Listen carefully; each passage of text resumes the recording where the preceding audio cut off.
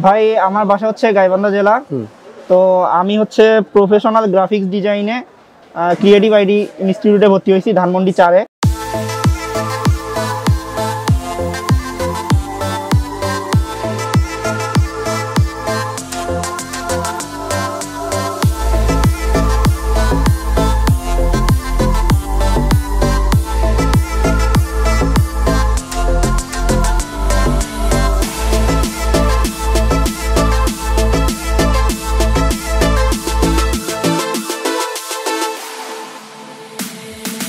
আসসালামু আলাইকুম, হাসান ব্লগসের আরো একটা পিসি বিল্ডের ভিডিওতে আমন্ত্রণ জানাচ্ছি আপনাদেরকে।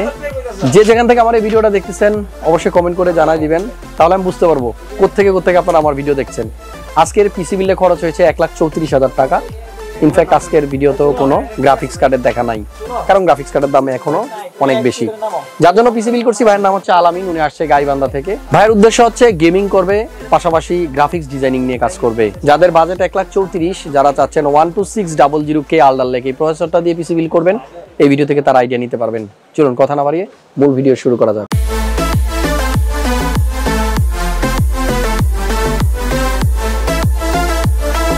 পিসি বানাতে যে কম্পোনেন্টগুলো ইউজ করা হয়েছে এখানে আমি জানি কিছুটা কমপ্লিকেটেড আছে। যেমন কিছু কিছু জায়গায় কিন্তু যদি টাকা সেভ করা যেত তাহলে হয়তো আরো ভালোভাবে বিল্ড করা যেত। বাট ভাইয়ার পছন্দ মতো কিন্তু আমরা পিসি বিল্ড করলাম। উনি ফিউচারে গ্রাফিক্স কার্ড অ্যাড করবে। আপাতত বাজেট বেশি নাই, এজন্য গ্রাফিক্স কার্ড নেওয়া হয়নি। তবে এই বাজেটের মধ্যে গ্রাফিক্স ছাড়া উনি ভালোভাবেই পিসিটা বিল্ড করলো। আমি একটু আলামিন ভাইয়ের কাছে জানতে চাই, আপনি কি কাজ করবেন, কোত্থেকে আসছেন, এভরিথিং। ভাই আমার বাসা হচ্ছে গাইবান্ধা জেলা। তো আমি হচ্ছে প্রফেশনাল গ্রাফিক্স ডিজাইনে ক্রিয়েটিভ আইডি ইনস্টিটিউটে ভর্তি হয়েছি ধানমন্ডি 4-এ। আচ্ছা। আর হচ্ছে আমি পাশাপাশি লাইভ স্ট্রিমিং করব ফ্রি ফায়ার গেম নিয়ে আর কি। আচ্ছা, চেহারা মনে দেখাবেন না? না, চেহারা দেখাবো না। যার কারণে এতক্ষণ দেখতেছিলাম উনি যত সেলফি তুলতেছিল মাস্ক কিন্তু উনি খোলে নাই, মানে উনি হয়তোবা ফেস রিভিল করবে না এরকম কিছু আমি ধরেই নিছি। ঠিক আছে, তাই না? হ্যাঁ। ওকে। আচ্ছা, আলামিন ভাইয়ের পাশে যিনি আছেন উনি কি বন্ধু না ভাই? না, ও আমার মামাতো ভাই লাগে। মামাতো ভাই? হ্যাঁ। কেমন আছেন ভাইয়া? আপনিও কি সেম ফেস দেখাবেন না? যাই হোক কেমন লাগলো ঢাকা আসলেন, পিসি বিল্ড হলো? হ্যাঁ, ভালো লাগছে না?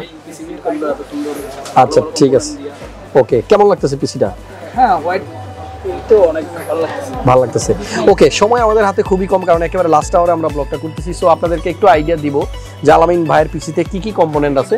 তবে আবারও বলে দিচ্ছি, এখানে যতগুলো কম্পোনেন্ট নেওয়া হয়েছে ভাইয়ের পছন্দ করা ছিল আগে থেকে যে এই জি দিয়ে উনি পিসি বিল্ড করবে। বাজেট যদি আরো ভালো থাকতো এখানে কিন্তু ডেফিনেটলি একটা জিপিইউ দেওয়া যাইতো ভালো। তবে প্রসেসর যেটা নিছে ভাইয়া 12600 কি নিঃসন্দেহে একটা ভালো প্রসেসর। চলুন এবার একটু আইডিয়া নেওয়া যাক এই পিসিতে কি কি কম্পোনেন্ট থাকতেছে। প্রসেসর নিয়ে একটু কথা বলা যাক। আমার হাতে আছে ইন্টেল, দেখতে পাচ্ছেন i5-এর 12 জেন প্রসেসর, মডেল হচ্ছে 12600K LGA 1700, মানে 1700 সকেটের একটা প্রসেসর।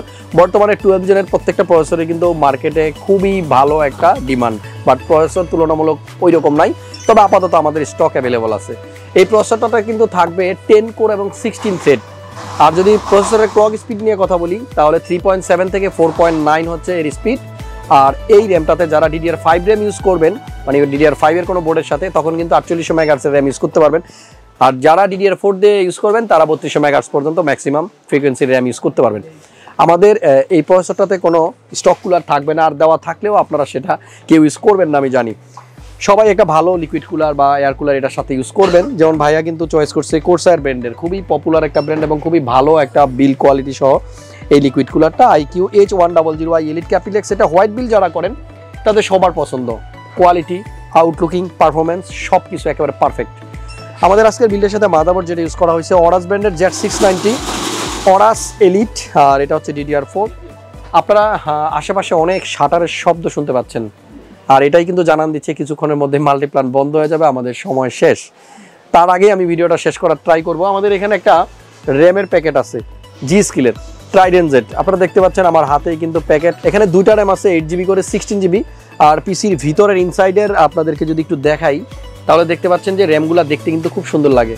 যারা রয়্যাল র্যাম নিয়ে এর আগে কোনো ভিডিও দেখেননি, এখনই গুগল অথবা ইউটিউব সার্চ করেন, দেখে নেন। রয়্যাল ট্রাইডেন্ট জেডের যে র্যামগুলো আছে স্পেশাল এডিশনের, এগুলো কিন্তু দেখতে অনেক অনেক সুন্দর। ভাইয়ার পিসিতে দুইটা রয়্যাল র্যাম ইউজ করা হয়েছে। আর আমাদের এই বিল্ডের সাথে কিন্তু আমরা ইউজ করেছি একটা গেমিং মনিটর। আমার এই পাশে মনিটরটা আছে Optix G24 সিরিজের MSI এর একটা মনিটর, যেটা কার্ভ এবং এই মনিটরটা 144 হার্টজ। মানে 144 হার্জের মনিটর। আমাদের এই বিল্ডের সাথে যে এসএসডি ইউজ করা হয়েছে স্যামসাং এর 980 আর এটা 250GB। 980 এর সাথে কিন্তু আমরা এক্সট্রা কোনো হার্ড ডিস্ক ইউজ করি নাই। বিল্ডের সাথে শুধুমাত্র একটা NVMe M.2 আছে, কোনো হার্ড ডিস্ক নাই। কেমন জানি লাগতেছে, 1,34,000 টাকার পিসি, নাই কোনো জিপিও, নাই কোনো hard disk, only 250GB SSD. তবে প্রত্যেকটা প্রোডাক্টের প্রাইস আমার স্ক্রিনে দেওয়া রইলো, এগুলো আপনারা ক্যালকুলেশন করবেন। কোনো প্রোডাক্টের প্রাইস কি বেশি মনে হচ্ছে কিনা আমাকে কমেন্ট করে জানাবেন। প্রত্যেকটা প্রাইস যদি আপনারা একত্রিত করেন তাহলে ওই 1,34,000 টাকাই হবে। গ্রাফিক্স কার্ড অ্যাড করাই যাবে না, কারণ গ্রাফিক্স কার্ড অ্যাড করতে হলে মিনিমাম যদি আমরা 4GB কার্ডও অ্যাড করি তাহলে কিন্তু 25 থেকে 28,000 টাকা লাগবে। সে ব্যাপারটা আমরা ক্লিয়ার। এবার একটু আইডিয়া দিই, পাওয়ার সাপ্লাই আমাদের আজকের বিল্ডের সাথে 750 ওয়াটের CSK, এটা কিন্তু ইউজ করা হয়েছে। 3+2 মোট 5 ইয়ার্সের একটা ওয়ারেন্টি থাকবে। 80+ ব্রোঞ্জ সার্টিফিকেটের একটা পাওয়ার সাপ্লাই। আরেকটা জিনিস, এখানে 750 ওয়াটের পাওয়ার সাপ্লাই রাখার মানেই হচ্ছে ফিউচারে উনি বড় একটা কার্ড ইউজ করবে, আই থিঙ্ক 3060, 3070 অথবা 3080 এরকম কোনো কিছু।